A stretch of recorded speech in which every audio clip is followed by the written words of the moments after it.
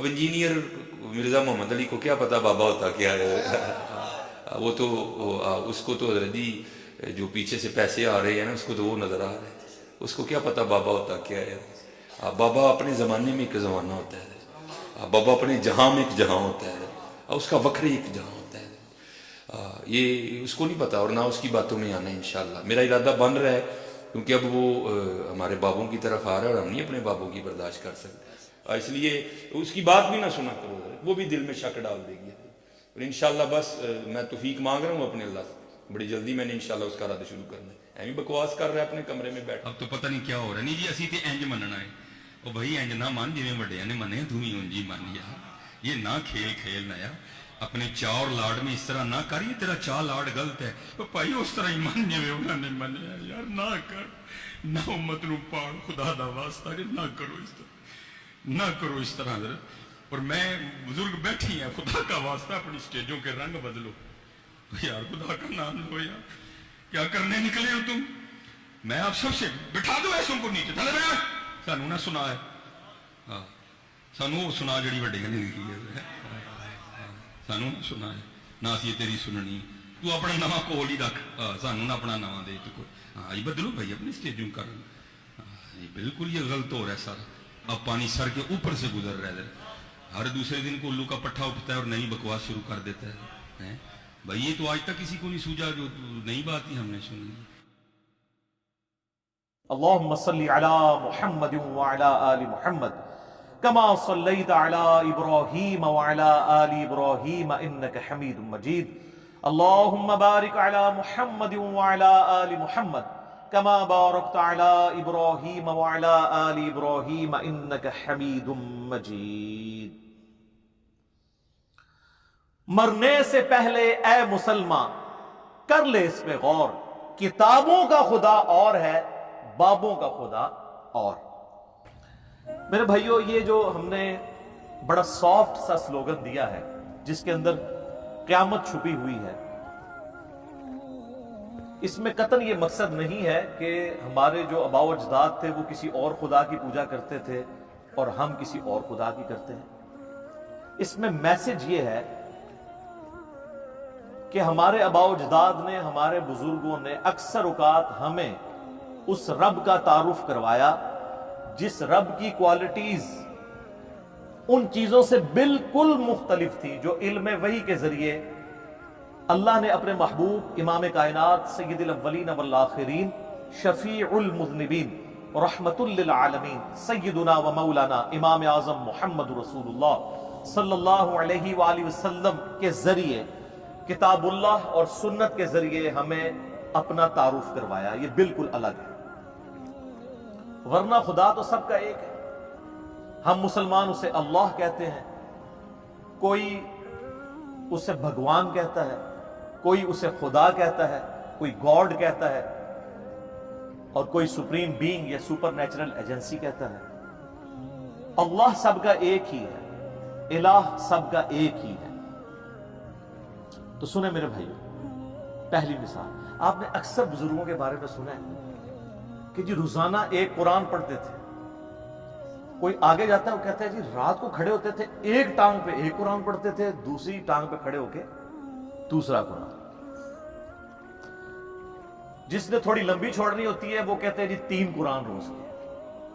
8 قرآن والا ورژن بھی ہے۔ سر فضائل اعمال اٹھائیں، یہ میں یعنی کوئی زبانی کلامی باتیں نہیں کر رہا ہوں، یہ وہ ٹیکسٹ بک ہے جس کے بارے میں دعویٰ کیا جاتا ہے قرآن کے بعد سب سے زیادہ دنیا میں پڑھی جانے والی کتاب ہے فضائل اعمال۔ میں تبلیغی جماعت سے بڑی محبت کرتا ہوں، آپ کو پتہ ہے، جہاں پہ علمی اختلاف ہے میں ضرور ریکارڈ کروں گا۔ مولانا طارق جمیل صاحب حفظہ اللہ تعالیٰ کے سامنے بھی سارا مقدمہ رکھا ہے، اور آپ کو پتہ ہے تبدیلی تو آئی ہے نا، پھر کلپ دیکھا ہے آپ نے، تبدیلی آ گئی ہے، وہ بھی مانتے ہیں، لیکن ان بیچاروں کا جتنا زور چلتا ہے اتنی بات کر سکتے ہیں۔ تو یہ فضائل اعمال میں لکھا ہوا ہے میرے بھائی کہ ایک بزرگ تھے روزانہ ایک قرآن پڑھتے تھے، ایک اور بزرگ کا لکھا ساتھ کہ وہ 3 قرآن روزانہ پڑھتے تھے، پھر آگے کے کہتے ہیں 8 قرآن بھی روزانہ پڑھتے تھے، اور پھر لکھا کہ امام ابو حنیفہ رحمہ اللہ تعالی رمضان شریف میں 61 قرآن پڑھتے تھے۔ 61 کی گنتی وہ کہتے ہیں ایک قرآن دن میں ایک رات میں، کتنے ہو گئے 60، اور ایک تراویح بھی۔ ہاں جی، ایک 8 دفعہ تاک کرنا تھا نا انہوں نے. اب یہ لانا بات ہے جب 29 روزے ہوتے ہوں گے پھر کیا کرتے ہوں گے. تو بارہ لوگ کہتے ہیں 61 قرآن امام حنیفہ رحمہ اللہ. یہ فضائل اعمال میں لکھا ہوا ہے سر. ہم جے پی جیز ایڈ کریں گے, ایک ایک چیز کا جے پی جی ڈالیں گے تاکہ آپ ایک بار یہ سوچیں کہ مرنے سے پہلے اے مسلمان کر لے اس پہ غور. کتابوں کا خدا اور ہے, بابوں کا خدا اور. یہ بابوں کا تعارف ہے قرآن کے حوالے سے, اور ایک کتابوں کا تعارف ہے. سر جامعہ ترمذی میں حدیث موجود ہے, اللہ کے محبوب صلی اللہ علیہ وآلہ وسلم نے فرمایا جس شخص نے 3 دن سے کم میں قرآن کمپلیٹ کیا, مکمل کیا, اس نے قرآن کے فہم میں سے کچھ بھی حاصل نہیں کیا. یہ ان کو کہہ رہے ہیں جن کو عربی آتی تھی, تو انہوں نے عربی آندھی بھی کوئی نہیں. جن کو عربی آتی ہے ان کو کہا جا رہا ہے 3 دن سے کم میں قرآن مکمل کیا, تو فہم اس کا حاصل ہی نہ کیا. تو یہ جو 8 قرآن روزانہ کر رہے ہیں یہ کس سنت پہ عمل کر رہے ہیں؟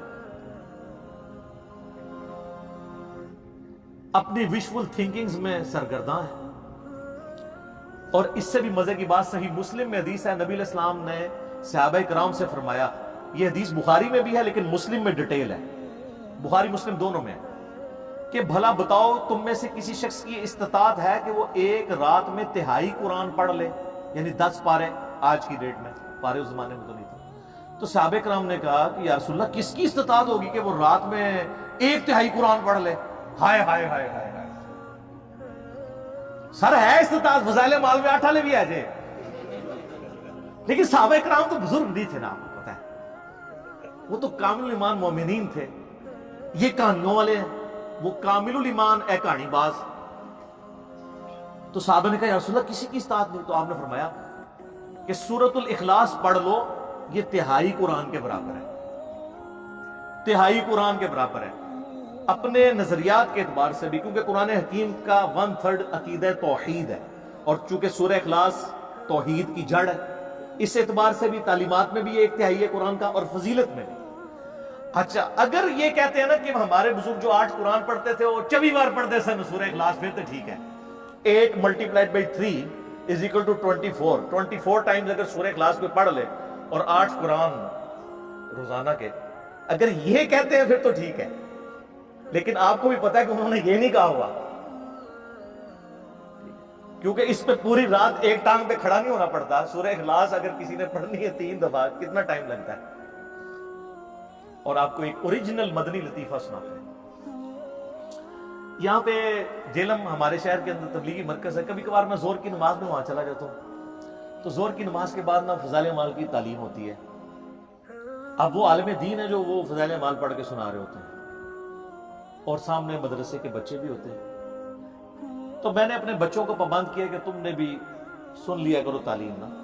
اب میرا ایک بچہ ماشاءاللہ 10 سال کا ہے اور ایک آلموسٹ 11 سال کا. یہ میں 5-6 مہینے پہلے کی بات کر رہا ہوں. تو ہم درس سن رہے نا, تو یہی والا جناب وہ فضائل قرآن والا آ گیا جی, ایک بزرگ 3 قرآن روزانہ, ایک 8 قرآن, اور یہ 61 قرآن. اب میں جب بیٹھا ہوا درس سن رہا نا, تو میں بچوں کی طرف دیکھ رہا, میں نے کہا کہ یہ بھی وہی تو نہیں سوچ رہے جو میں سوچ رہا ہوں. خیر بعد میں ہم جب موٹر بائک پہ بیٹھے, میں گھر آنے لگا, تو میرا بچہ مجھے کہتا ہے احمد, کہتا ہے بابا یہ باقی باتیں تو ٹھیک تھی, ایک بندہ روزانہ 3-8 قرآن کیسے پڑھ سکتا ہے؟ تو میں نے کہا بیٹا یہ کہانی تھی, اس کو چھوڑ دو, باقی باتیں لیں. لیکن میں یہ سوچ رہا تھا کہ 80 لوگ اس عمر ہی ٹگے سن, ڈنگر, کیونکہ ہماری تربیت نہیں ہوئی بھی تھی. اور آج کل کے بچے سوچتے ہیں, کیوں سوچتا ہے؟ اس نے قرآن کئی دفعہ مکمل کیا, اسے پتہ ہے یہ اتنی موٹی کتاب ہے, یہ 8 دفعہ روزانہ کیسے پڑھی جا سکتی ہے.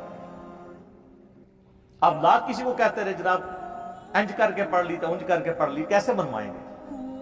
اور میں نے تو احادیث سے ثابت کر دیا کہ صحابہ کرام علیہ رضوان بھی کہہ رہے ہیں کہ کس کی ہمت ہے کہ رات میں 1/3 قرآن پڑھ لے. تو نبی علیہ السلام نے وظیفہ دیا ہے سورہ اخلاص کا.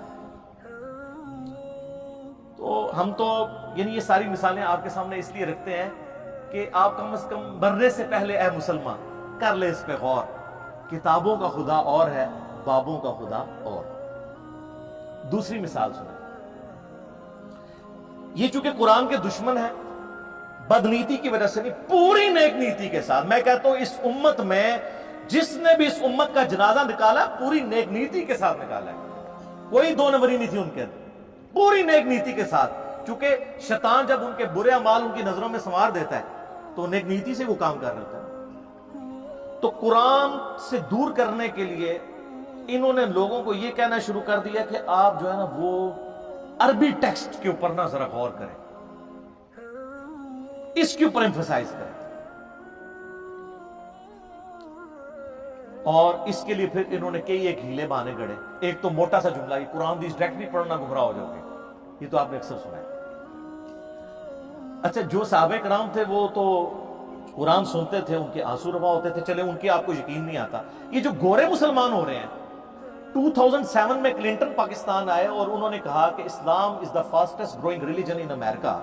وہ قرآن جو ہے وہ تو ڈائریکٹ ہی پڑھ رہے ہیں گورے, انگریزی میں ترجمہ, اور ہم جو پیدائشی مسلمان اردو میں پڑھ کے گمراہ ہو جائیں گے. اور ہم بڑا فخریہ بتاتے ہیں جی بڑی تیزی نہ لوگ گورے مسلمان ہو رہے ہیں, فخریہ بتاتے ہیں. اور یہاں ہم کہانی کروا رہے ہوتے ہیں کہ ڈائریکٹ نہ پڑھنا گمراہ ہو جاؤ گے, اور ہم ایسے علماء کو سبحان اللہ کہہ رہے ہوتے ہیں. اگر کوئی یہودی عیسائی ہمیں کہنا قرآن نہیں پڑھنا گمراہ ہو جاؤ گے, وہ کہے گا اللہ کا دشمن ہے تو اس لیے کہہ رہا ہے. اور یہ جو یہودی مسلمان نما یہودی گھسے ہوئے ہیں ہماری صفوں کے اندر, یہ آپ کو کہتے ہیں آپ کو کوئی پرواہ نہیں. قرآن تو بار بار کہہ رہا ہے ہدی للناس, سورۃ البقرہ میں ہے ہدی للناس وبینات من الہدی والفرقان. یہ پوری انسانیت کے لیے ہدایت ہے, اور اس میں ہدایت کے روشن دلائل ہیں, اور یہ حق اور باطل میں تمیز کرنے والی کتاب ہے. لیکن نہیں, سورۃ القمر میں 4 دفعہ آیا وَلَقَدْ يَسَّرْنَا الْقُرْآنَ لِلذِّكْرِ فَهَلْ مِن مُدَّكِرٍ. قرآن نصیحت کے لیے ہم نے آسان کر دیا ہے کوئی نصیحت حاصل کرنے والا؟ نصیحت کے لیے.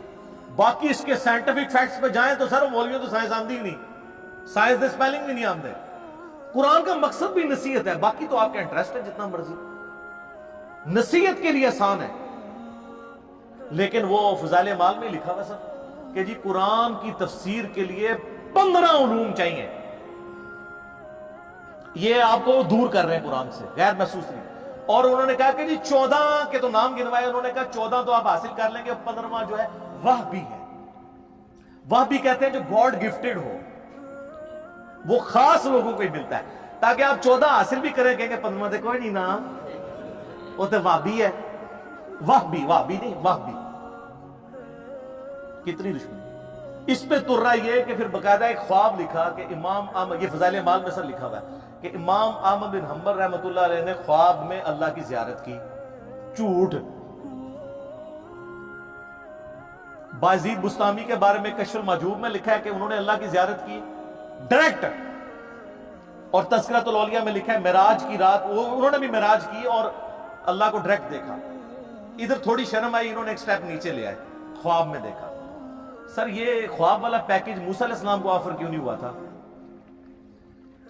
سورۃ الاعراف کی آیت نمبر 143 ہے, حضرت موسیٰ علیہ السلام اللہ کے لاڈلے ترین 5 پیغمبروں میں سے ہیں, اولو العزم پیغمبروں میں سے.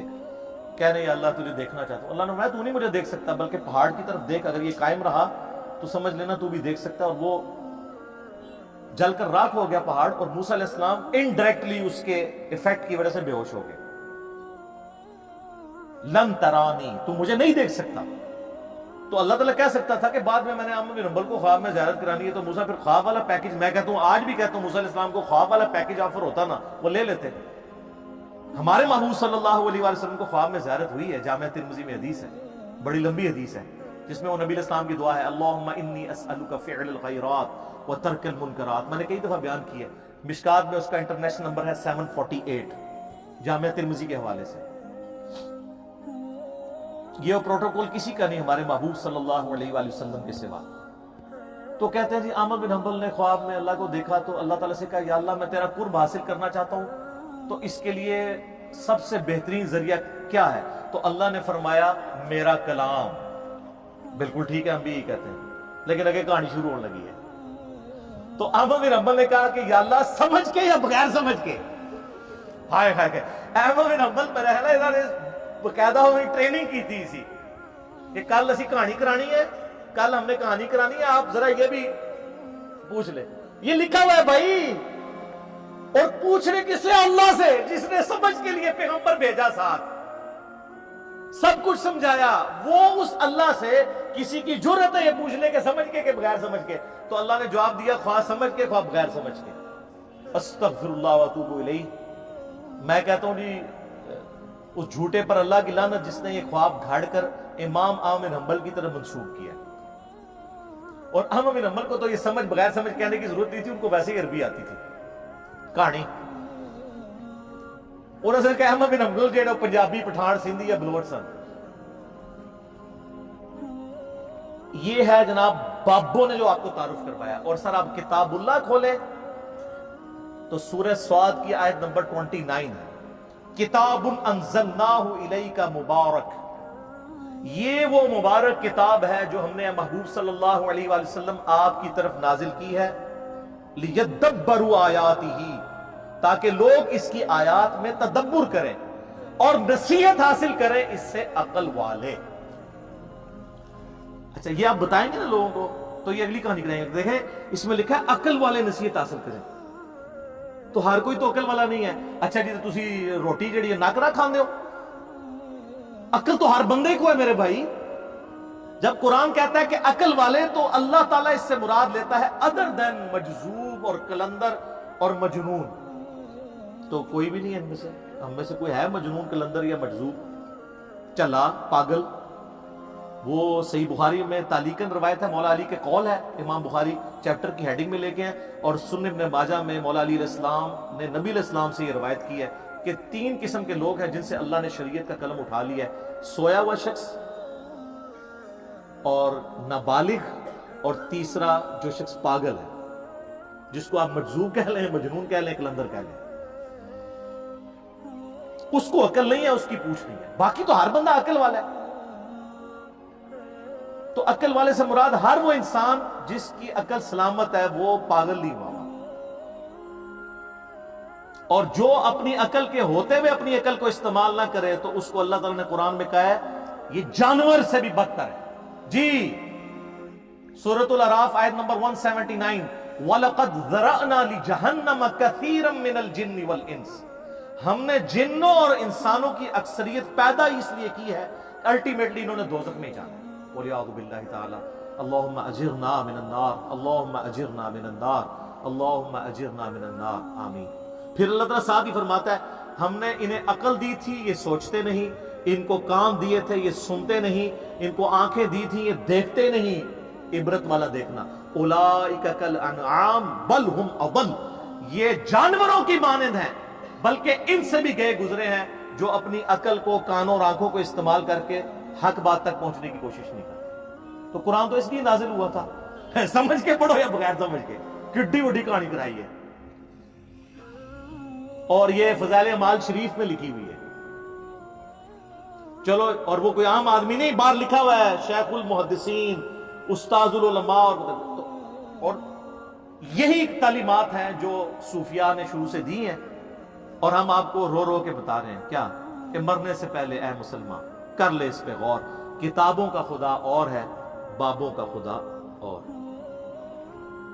اللہ نے ہمیں تو یعنی سمجھ کے کیا، نبی علیہ السلام کو تو اللہ تعالیٰ نے اسپیشلی حکم دیا ہے سورۃ الانعام آیت نمبر 19 میں، وَأُوحِيَ إِلَيَّ هَذَا الْقُرْآنُ لِأُنذِرَكُمْ بِهِ وَمَنْ بَلَغَ، اے نبی علیہ السلام فرما دیجئے قرآن اللہ نے مجھے اس لیے وحی کیا ہے تاکہ اس کے ذریعے میں تمہیں بھی ڈر سناؤں آخرت کا، اور جس تک اس کی دعوت پہنچ جائے اسی کتاب کے ذریعے ہدایت دے لوگوں کو۔ فضائل اعمال فضائل سنت یا کسی مولوی کی لکھی ہوئی کتاب سے نہیں، اللہ کی کتاب سے۔ پھر سورہ قاف کی آخری آیت ہے 45 نمبر، فَذَكِّرْ بِالْقُرْآنِ مَنْ يَخَافُ وَعِيدٍ، اے نبی علیہ السلام اس قرآن کے ذریعے آپ لوگوں کو ڈر سنائیں آخرت کا، ہر اس شخص کو جو اللہ کی دھمکی سے ڈر جائے۔ تو سر پھر ہم کیوں نہ کہیں کہ کتابوں کا دین اور ہے اور بابوں کا دین اور۔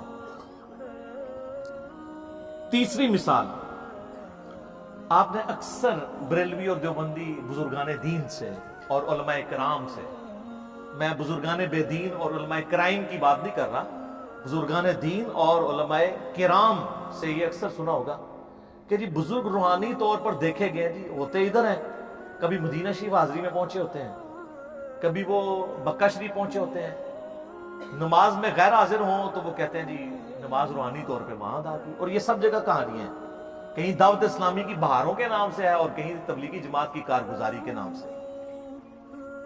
یہ ہر جگہ جاری ہے. کہتے ہیں جی وہ بزرگ ادھر تھے تو ہے ادھر تھے, روحانی طور پہ ان کو وہاں دیکھا گیا, انہوں نے وہاں نماز پڑھی. یہ ہے بابوں نے جو آپ کو بتایا. اور سر صحیح مسلم میں حدیث ہے, نبی علیہ السلام ایک چوراہے سے گزرے تو بنو سلمہ وہاں کھڑے تھے. نبی علیہ السلام نے پوچھا تم لوگ یہاں کیوں کھڑے ہو؟ ان کا یا رسول اللہ ہم بڑی دور سے اپنے گاؤں سے مسجد نبوی میں آپ کے پیچھے نماز کے لیے آتے ہیں تو تھک جاتے ہیں, بڑی مشکل سے پہنچ پاتے ہیں, جماعت پکڑنے میں مشکل ہوتی ہے, تو ہم نے ارادہ کیا ہے کہ ہم مدینہ شریف شہر کے اندر ہی شفٹ ہو جاتے ہیں تاکہ آسانی سے آپ کے پیچھے نماز پڑھ لیں. تو نبی علیہ السلام نے فرمایا تم جتنے قدم چل کے آتے ہو ہر قدم کے عوض تمہارے لیے نیکی لکھی جاتی ہے. یار صحابہ کرام کیا لوگ تھے یار, کوئی آرگومنٹ ہی نہیں کیا. کہا یا رسول اللہ ٹھیک ہے ادھر ہی رہیں گے. کسی نے نہیں کہا یا رسول اللہ تھک جائیں گے, یہ نیکیوں کے لیے کتنے حریص. اور کسی نے یہ بھی نہیں کہا کہ حضور ہمارے قدموں کی خاک سے جو خاک اڑتی ہے, ہمارے گھوڑے کے قدموں کے سم سے جو خاک اڑتی ہے, وہ جب گھوڑے کے نتھنے میں بیٹھے تو اس کے برابر بھی کوئی امت کا ولی غوث قطب ابدال نہیں ہو سکتا. تو ہمارے بعد تو بزرگان دین ہواؤں میں اڑ اڑ کے مکے اور مدینے نمازیں پڑھیں گے, تو یا رسول اللہ ٹھیک ہے ہم شفٹ نہیں ہوتے, ہم اڑ کے آ جایا کریں گے. اس زمانے میں کوئی نہیں اڑتا تھا, آج بھی کوئی نہیں اڑ سکتا میرے بھائی, کہانی ہے سب. اگر کسی کو زوم ہے نا اڑ سکتا ہے تو سارے بزرگان دین اکٹھا کہتے ہیں دنیا اولیاء اللہ سے خالی نہیں ہے. ایک ولی لاؤ نا سر, منار پاکستان پہ چڑھاتے ہیں, لیکن ہمیں تو یقین ہے کہ وہ شہادت کے رتبے پہ پہنچیں گے. انگریز کا پیراشوٹ اس کو باندھ دیں گے, وہ چھلانگ لگائے, اڑ کے بتائے. اور جب ویسے تو وہ پہلے ہی توبہ کر لیں گے,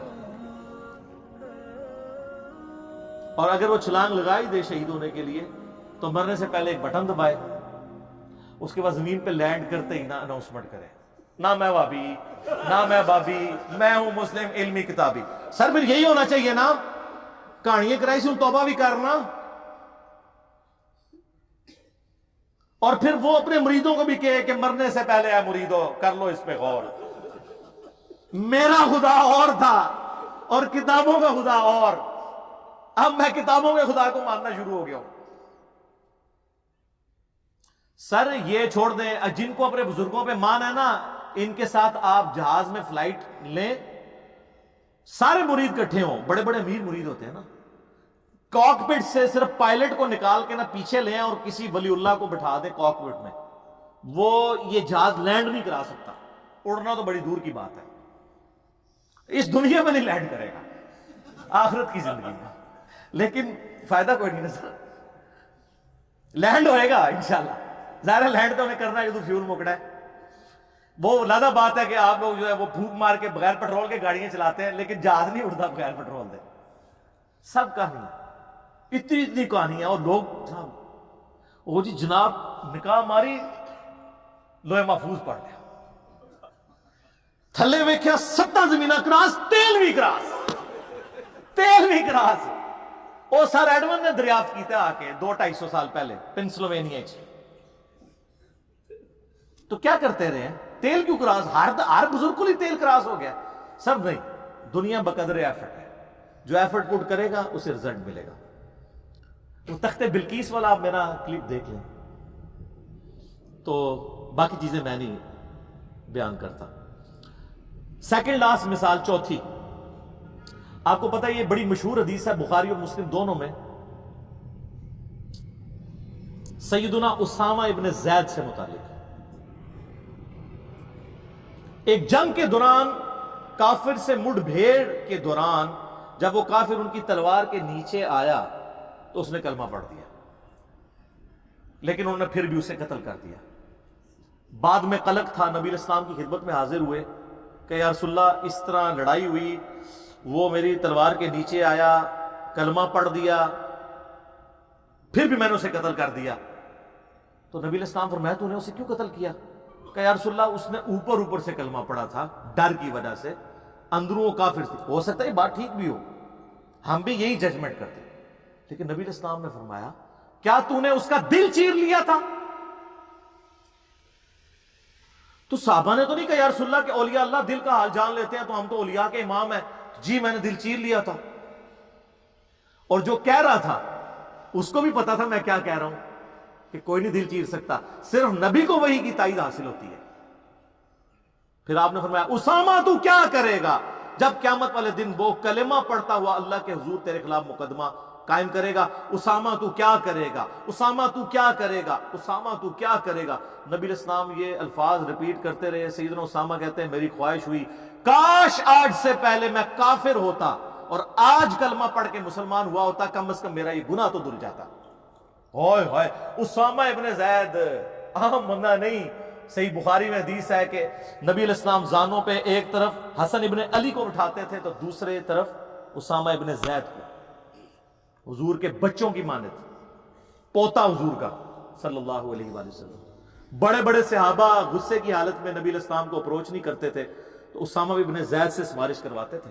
وہ جو بخاری مسلم میں حدیث ہے جب فاطمہ نامی عورت کی چوری کا مقدمہ آیا اور نبی علیہ السلام کو سفارش کی گئی، وہ بھی اسامہ کے ذریعے کی گئی تھی، لیکن حضور نے ادھر بھی لحاظ نہیں کیا. آپ نے فرمایا تم لوگ مجھے سفارشیں کرواتے ہو، اللہ کی قسم تم سے اگلے لوگ اس لیے تباہ و برباد ہوئے، ان کے اشرافیہ کے لیے الگ قانون ہوتے تھے اور عام لوگوں کے لیے الگ.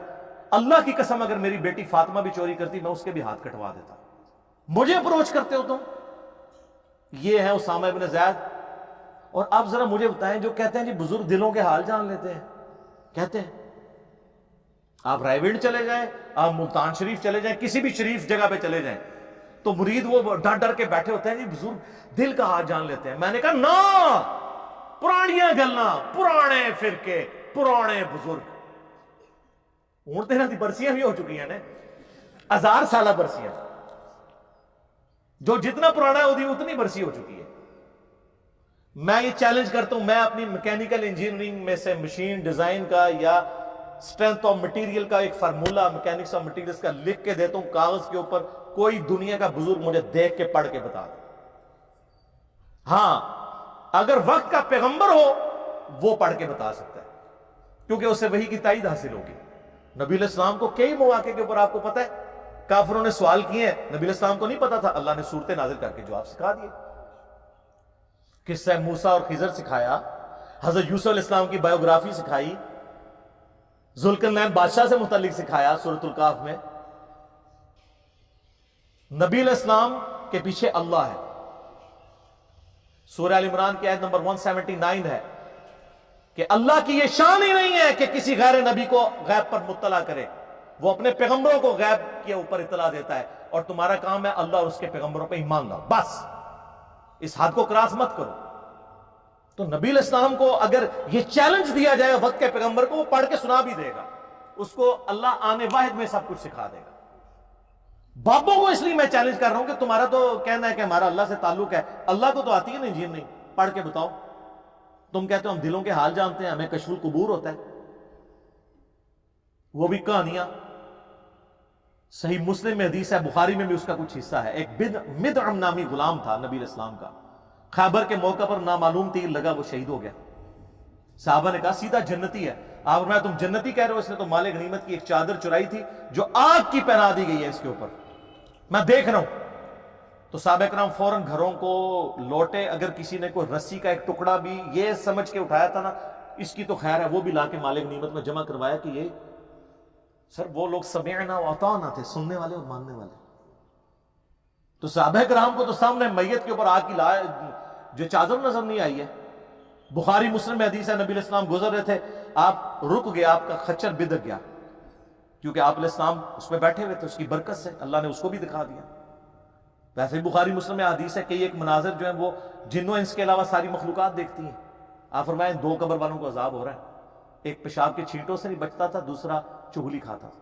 پھر آپ نے ایک ٹہنی توڑ کے اس کے 2 حصے کر کے لگایا، فرمایا جب تک یہ ہری رہیں گی ان کے عذاب میں تخفیف ہوتی رہے گی، نبی علیہ السلام کی مبارک ہاتھوں کی برکت سے. تو صحابہ کرام کو تو عذاب قبر نظر نہیں آیا. کہانیاں دل کا حال جان لیتے ہیں. سر اب زمانہ بدل چکا ہے، اب ہر طرف صدا ہے کیا کہ نہ میں وابی نہ میں بابی، میں ہوں مسلم. علمی کتابی، یہ علمی کتابی بات ہے. آخری مثال 5ویں فقہ حنفی سے متعلق. فقہ حنفی کی ساری کتابوں میں آپ کو ملیں گی یہ ساری کہانیاں. جب ان کو دلائل نہیں ملتے نا تو وہ پھر روب ڈالتے ہیں آپ کے اوپر. چاہے وہ قاضی ثناء اللہ پانی پتی ہوں، خواہ وہ صاحب در مختار ہوں، صاحب رد المختار ہوں، یہ سب لوگ یہ کہانی لکھتے آئے ہیں اور ان کی تو کوئی حیثیت نہیں ہے. ان سب کے بڑے بزرگ جو ہیں شیخ احمد سرہندی المعروف مجدد الافسانی، جنہوں نے خود ہی اپنے آپ کو مجدد ڈکلیئر کیا اپنی زندگی میں، اور 1000 سال کا، کیونکہ بیچاروں کو حدیثیں تو نہیں پتہ تھی. حدیث میں تو 100 سال کا مجدد ہوتا ہے. سنن نبی داؤد میں حدیث ہے، المستدرک الحاکم میں ہے کہ ہر صدی کے کنارے کے اوپر اللہ تعالیٰ ایک ایسا شخص ضرور بھیجے گا میری امت میں جو دین کی تجدید کرے گا. 100 سال میں ایک. امت کا پہلا مجدد عمر بن عبدالعزیز ہے، المتوفا 101 ہجری، 101 ہجری میں فوت ہوئے 38 سال کی عمر میں. اور آخری جو مجدد ہیں وہ امام محمد بن عبداللہ المہدی ہیں، درمیان میں ہر فرقے کے اپنے ہیں. یہ دو پہ امت متفق ہے اور سنی شیعہ دونوں متفق ہیں. تو مجدد صاحب نے کہا کہ میں 1000 سال کا مجدد ہوں. پھر اپنے مکتوبات میں لکھا کہ مجھے جو اللہ نے شانیں دی ہیں مجھے امید ہے اللہ سے اس کا کچھ حصہ مہدی کو بھی مل جائے گا. کڈی کہانی. اور ہمارے وہ بولے استاد ڈاکٹر اسرار صاحب رحمہ اللہ تعالیٰ، اللہ ان کی غلطیوں سے درگزر فرمائے، وہ بھی کہتے تھے جی مجدد صاحب کی بڑی خدمات ہیں. سر بڑی خدمات بڑے لوگوں کی ہیں، لیکن جو ساتھ کہانیاں یہ کرا کے گئے ہیں، وہ مجدد صاحب مکتوبات میں لکھتے ہیں کہ ہمارے بزرگوں نے کشف کے ذریعے دیکھا ہے کہ عیسیٰ ابن مریم جب دنیا میں اتریں گے تو فقہ حنفی کے مطابق عمل کریں گے. کڈی کہانی. پھر ان کو شرم آئی کہ یار یہ میں بات کروں گا تو لوگ کہیں گے کہ ایک پیغمبر کو تم نے اپنے ایک بابے کے نیچے لگا دیا. تو انہوں نے کہا نہیں، وہ ہوگا یہ کہ حضرت عیسیٰ علیہ السلام بھی اجتہاد کریں گے اور ان کا اجتہاد امام حنیفہ سے مل جائے گا. اور بھائی آج کا اجتہاد نہیں امام حنیفہ سے مل سکتا. امام حنیفہ کو یہ پتہ ہی نہیں ہے کہ کیمرہ دنیا میں آ چکا ہے، اس کا شرعی حکم کیا ہے، ٹرین میں نماز کا شرعی حکم کیا ہے، قطبین پہ نماز کا شرعی حکم کیا ہے، چاند پہ کیسے نماز پڑھیں گے. کینگرو نہیں دیکھا ہوا انہوں نے. آج کے کئی مسائل ہیں جو ان کو پتہ ہی نہیں ہے. تو آج کے بھی بعد ماڈرن زمانے میں جو اجتہاد ہے وہ کون سے اجتہاد سے ملے گا. یہ تھی جناب کہانی شریف، بابا شریف. اب آ جائیں صحیح مسلم میں. سر صحیح بخاری مسلم دونوں میں حدیث ہے کہ تم میں عیسیٰ ابن مریم قیامت سے پہلے نزول کریں گے، صلیب کو توڑ دیں گے، خنزیر کو قتل کر دیں گے، جزیہ موقوف کر دیں گے، سب لوگ اسلام قبول کر لیں گے. اور مسلم شریف کے الفاظ ہیں، وہ راوی حدیث کہتا ہے کہ وہ جب دنیا میں اتریں گے تو تمہارے رب کی کتاب اور تمہارے نبی کی سنت کے مطابق تمہیں چلائیں گے. تو وہ کیا ہوں گے؟ علمی کتابی. مرنے سے پہلے اے مسلمان کر لے اس پہ غور. کتابوں کا خدا اور ہے، بابوں کا خدا اور. عیسیٰ ابن مریم کتاب اللہ اور سنت کے مطابق. اور بالکل ٹھیک ہے سر، حجۃ الوداع کا خطبہ بھی یہی ہے. یہ بالکل فٹ ان بیٹھتا ہے. اچھا مزے کی بات ہے کہ حضرت عیسیٰ کے نزول کی حدیثیں تو مسلم شریف سے لے رہے ہیں، اور مسلم شریف میں لکھا ہے کہ انہوں نے امام حنیفہ کا مقلد نہیں ہونا، نبی الاسلام کا متبع ہونا ہے. وہ لے نہیں رہے. کیوں نہیں لے رہے؟ اس کی وجہ یہ سر مسلم شریف انہوں نے پڑھی نہیں ہے، کہانیاں پڑھتے رہنے. کیونکہ دیکھ لیں مجدد صاحب بھی کہہ رہے ہیں کہ ہمارے بزرگوں نے دیکھا ہے، وہ بھی کہہ رہے ہیں بزرگوں نے دیکھا ہے. ایک بزرگ دوسرے بزرگ کا بتا کے جاتا ہے، وہ اس کا بزرگ، پھر اس طریقے سے یہ چین چلتی جاتی ہے. اور یہ ایسے خطرناک لوگ ہیں، جانے سے پہلے اتنے بچے دے کے جاتے ہیں جو ان کو بزرگ ڈکلیئر کریں، پھر وہ جاتے ہوئے بچے دیتے ہیں تاکہ وہ خود بزرگ ہوں، اور وہ بچے پھر آگے بچے دیتے ہیں، روحانی بچے. میں شیطانی بچے نہیں کہتا، یہ تو آگے جا کے پتہ چل جائے گا. تو یہ جناب ہمارا درد تھا. ہم آپ کو کتابوں سے جوڑ رہے ہیں، بابوں سے نہیں. اور جب آپ کتابوں سے جڑ گئے تو آپ نبی علیہ السلام کے مبارک قدموں تک پہنچ گئے. اصل مقصد تو یہ ہے، اس کو امام مانو جسے اللہ نے آپ کا اور میرا امام بنایا. ما ضل صاحبکم وما غوا. تمہارے نبی نہ کبھی بہکے ہیں نہ کبھی بے راہ چلے. آپ کے بزرگ تو سب سے بڑے بزرگ شیخ عبد القادر جیلانی کی طرف منسوب واقعہ سارے سناتے ہیں نا ہمیں، کہ یہ ایک دفعہ شیطان نورانی شکل میں سامنے آیا اور کہا کہ اے عبد القادر میں تیرا رب ہوں، آج کے بعد تجھے نمازیں معاف. تو انہوں نے کہا لا حول ولا قوت الا باللہ. تو شیطان وہاں سے غائب ہونے لگا، اور غائب ہوتے ہوتے اس نے اگلا وار کیا کہ عبد القادر تیرے علم نے تجھے بچا لیا، تو انہوں نے کہا کہ لا حول ولا قوت الا باللہ، مجھے اللہ کے فضل نے بچایا ہے۔ تو اس نے کہا کہ میں نے تیرے اس لیول پہ پہنچے ہوئے 70 غوث دوزخ تک پہنچا دیے اس تکبر کی وجہ سے، تجھے تیرے علم نے بچایا۔ تو انہوں نے کہا لا حول ولا قوت الا باللہ، مجھے اللہ کے فضل نے بچایا۔ میرا معصومانہ سوال ہے، وہ جو 70 غوث تھے وہ تو گئے دوزخ میں، اور ان کے مریدین جو بیچارے امید لگائے تھے کہ ہمارا پیر ہمیں جنت میں لے کے جائے گا۔ سر میرا پیر وہ ہے، اور آپ کا بھی پیر وہی تھا، لیکن آپ کو بتایا نہیں گیا تھا کہ جس کی گارنٹی اللہ نے قرآن میں دی ہے، ما ضل صاحبکم وما غوا، تمہارے نبی نہ کبھی بہکے ہیں نہ کبھی بے راہ چلے ہیں۔ لقد کان لکم فی رسول اللہ اسوۃ حسنہ قل ان کنتم تحبون اللہ فاتبعونی یحببکم اللہ انا ارسلناک شاہدا ومبشرا ونذیرا وداعیا الی اللہ باذنہ وسراجا منیرا وما ارسلناک الا رحمتا للعالمین وما ارسلناک الا کافتا للناس بشیرا ونذیرا۔ سر اللہ کے نبی کے ہوتے ہوئے کسی بابے کی بزرگ کی ضرورت ہے میرے بھائی؟ تو مرنے سے پہلے اے مسلمان کر لے اس پہ غور، کتابوں کا خدا اور ہے، بابوں کا خدا اور۔ میں اپنی گفتگو کو کنکلوڈ کرتا ہوں صحیح مسلم کی اس مشہور حدیث پہ، انٹرنیشنل نمبر کے مطابق 7377 دجال کے کانٹیکسٹ میں نبی علیہ السلام فرماتے ہیں دجال کا ظہور ہوگا نا تو ایک مومن اٹھے گا، وہ کہے گا کدھر ہے دجال، مجھے ملاقات کرواؤ۔ تو اس کے جو حواری ہیں دجال کے، وہ کہیں گے نہیں نہیں ڈائریکٹ نہیں تمہیں ملاقات کرنے دیں گے، ظاہر پیر صاحب سے کون ڈائریکٹ مل سکتا ہے۔ وہ کہے گا نہیں، تمہارے پیر نے کہا ہوا ہے کہ جو بھی اس طرح آئے نیا بندہ اس کو میرے ساتھ ملاقات کرواؤ، تو مجھے لے جاؤ اس کے پاس۔ وہ کہیں گے ہم تجھے ماریں گے، وہ کہتے ہیں مار لینا یار، لیکن دجال نے کہا ہوا ہے کہ جب کسی کو مارنا ہو تو میرے سے پہلے ملاقات کرانا، تو اس کو لے جائیں گے۔ جب لے کے جائیں گے وہ کہے گا تو دجال ہے، لیکن اس کے ماتھے پہ لکھا ہوگا کاف الف فا را، کافر، لیکن لکھا ہوگا وہ ایبریویشن میں۔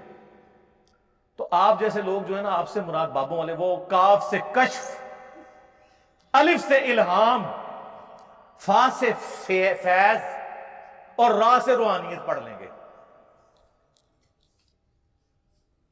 ہم پھر بھی چیخ چیخ کے کہیں گے وہ ایک کافر لکھا ہے، وہ کہیں گے نہیں نہیں، کاف کشف، الف سے الہام اور فا سے فیض اور را سے روحانیت۔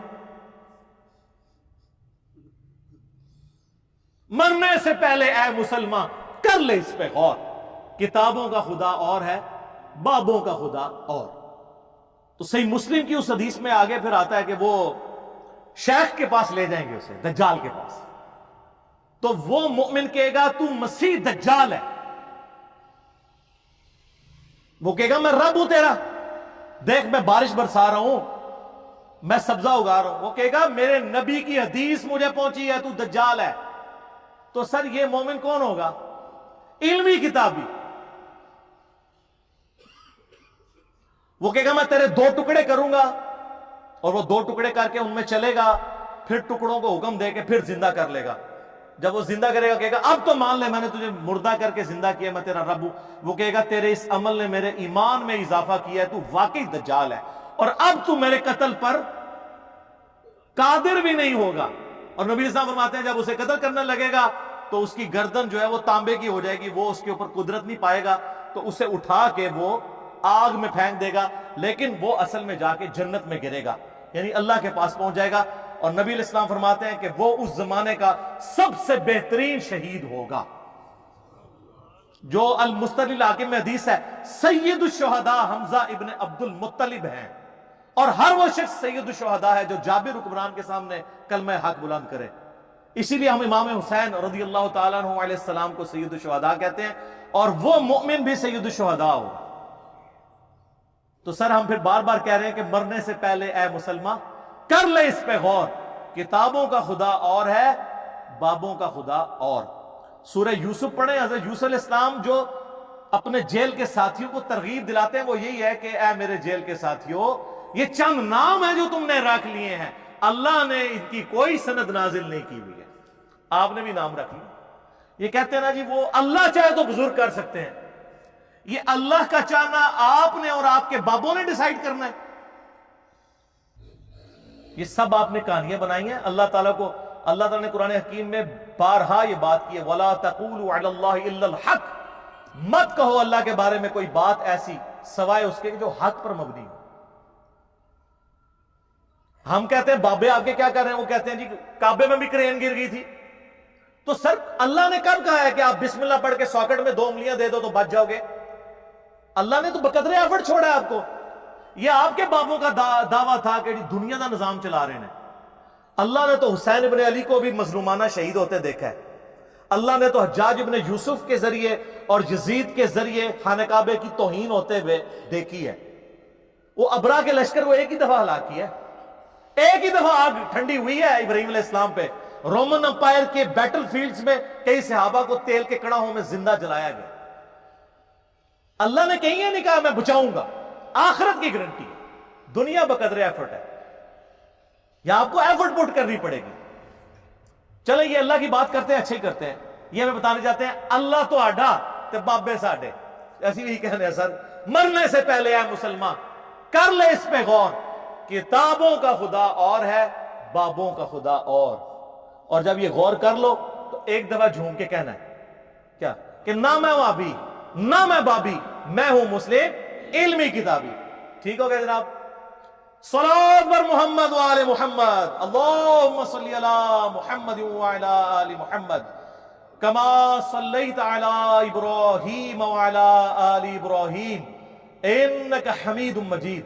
اللہم بارک علی محمد وعلی آل محمد کما بارکت علی ابراہیم وعلی آل ابراہیم انک حمید مجید. سبحانک اللہم وبحمدک اشہد ان لا الہ الا انت استغفرک واتوب الیک وما علینا الا البلاغ المبین. جزاکم اللہ خیرا.